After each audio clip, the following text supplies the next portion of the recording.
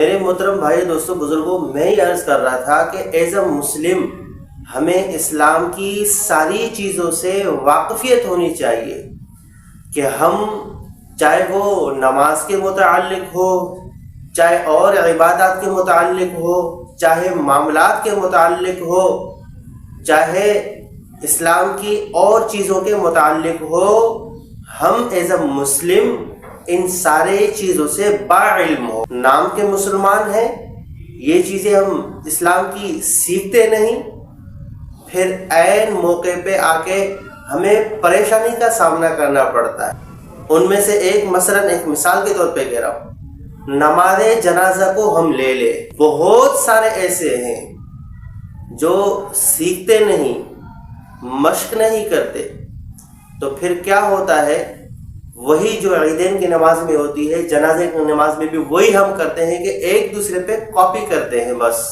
چونکہ عید کی نماز اور جنازے کی نماز، اب بیچ میں کچھ تکبیرات ہوتی ہیں، تھوڑا سا ایک فرق ہوتا ہے کہ جنازے کی نماز میں جب جنازہ لایا جائے، جب جنازہ سامنے رکھا جائے، صفیں تیار ہوں، تیار ہونے کے بعد ہم نے نیت کرنی ہے، نیت کرتا ہوں نماز جنازہ فرض کفایہ۔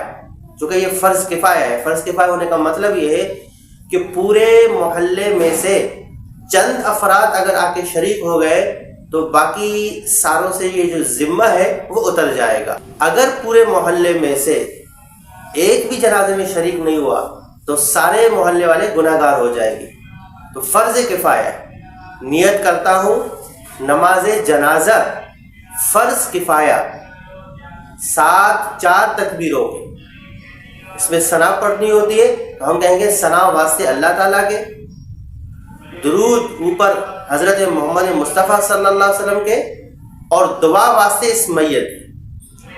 اب میت اگر مرد ہے یا عورت ہے، اس کے لیے ایک دعا ہے، یعنی بالغ مرد اور بالغ عورت ہے اس کی تو دعا سیم ہے، اللہم اغفر لحینا ومیتنا وشاہدنا وغائبنا وصغیرنا وکبیرنا وذکرنا وانثانا، اللہم من احیتہ منا فاحیہ علی الاسلام ومن توفیتہ منا فتوفہ علی الایمان۔ یہ دعا ہے بالغ مرد اور عورت کے لیے ہے۔ اور اسی طرح جو اگر نابالغ بچہ ہے اس کی دعا الگ ہے، نابالغ بچی کی دعا الگ ہے۔ نابالغ جو بچہ ہے، لڑکا ہے، اس کی جو دعا ہے اللہم اجعلہ لنا فرطا واجعلہ لنا اجرا، یہ والی دعا ہے۔ اور نابالغ جو بچی ہے اللہم اجعلہا لنا، یہ تھوڑا سا فرق ہے، مؤنث اور مذکر کی جو ضمیر ہے اس کا فرق ہے۔ تو یہ دعائیں ہمیں سیکھنی چاہیے۔ تو خیر میں یہ عرض کر رہا تھا کہ جب ہم نیت کریں گے، یعنی نیت کرتا ہوں نماز جنازہ فرض کفایہ 4 تکبیروں کے، ثنا واسطے اللہ تعالیٰ کے، درود اوپر محمد مصطفیٰ صلی اللہ علیہ وسلم کے، اور دعا واسطے اس میت کے۔ جب یہ نیت کر لی، پیچھے امام کے، ظاہری بات امام کے پیچھے ہوں گے، تو اس کے بعد جب اللہ اکبر کہیں گے، اللہ اکبر، پہلی دفعہ جب اللہ اکبر کریں گے، تکبیر کہیں گے، اس میں تو ہم نے ہاتھ اٹھانے ہیں۔ اب ہاتھ اٹھا کے پھر ہم نے ناف کے اوپر یا ناف کے نیچے ہم نے ہاتھ باندھنے ہیں بس۔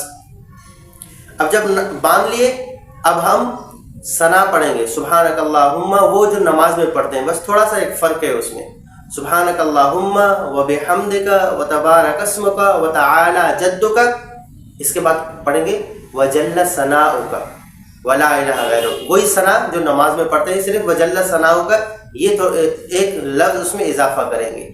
اب ثنا پڑھنے کے بعد تکبیر کہیں گے، اللہ اکبر، ہاتھ نہیں اٹھائیں گے، جیسے عیدین کے لیے ہاتھ اٹھاتے ہیں نا، چھوڑ دیتے ہیں تکبیر کے، اس میں ہاتھ نہیں اٹھائیں گے، تکبیر کہیں گے صرف اللہ اکبر، یہ کر کے ہاتھ نہیں اٹھائیں گے، ہاتھ وہی بدے ہو گئے اپنی جگہ پہ۔ اس کے بعد ہم درود شریف پڑھیں گے، درود شریف وہ درود جو نماز میں پڑھتے ہیں، درود ابراہیمی پڑھ کر درود شریف جب ہم ختم کریں گے پھر اللہ اکبر کہیں گے۔ اللہ اکبر یہاں پہ بھی ہم ہاتھ نہیں اٹھائیں گے، ہاتھ نہیں اٹھائیں گے، یہاں پہ بھی صرف اللہ اکبر کہیں گے۔ اللہ اکبر کرنے کے بعد اگر بالغ مرد اور عورت ہے وہ بڑی والی جو میں نے بتائی وہ پڑھیں گے، اگر جنازہ نابالغ لڑکا ہے اللہم اجعلہ لنا فرطا، یہ والی دعا پڑھیں گے، اگر نابالغ بچی ہے اللہم اجعلہا لنا، یہ والی دعا پڑھیں گے۔ جنازے کے حساب سے. اب جب دعا پڑھ لی اس کے بعد پھر کہیں گے اللہ اکبر، ہاتھ نہیں اٹھائیں گے، صرف اللہ اکبر کہیں گے. اللہ اکبر کہیں گے، اس کے بعد السلام علیکم ورحمۃ اللہ، السلام علیکم ورحمۃ اللہ، یہیں پہ کھڑے کھڑے سلام پھیریں گے، کھڑے کھڑے سلام پھیریں. بہت آسان سا طریقہ ہے. ہم تھوڑی سی ہمت کر لیں، اپنی مسجد کے امام کے پاس جائیں، سیکھیں.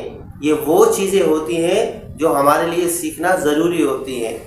بہت سارے ایسے ہوتے ہیں جو اپنے والد کا جنازہ نہیں پڑھتے. کیوں؟ طریقہ نہیں آتا ان کو. اپنے والد اپنے بہن بھائیوں کا نہیں پڑھ سکتے، طریقہ نہیں آتا انہیں. میرے بھائی یہ چیزیں سیکھنی ہوتی ہے.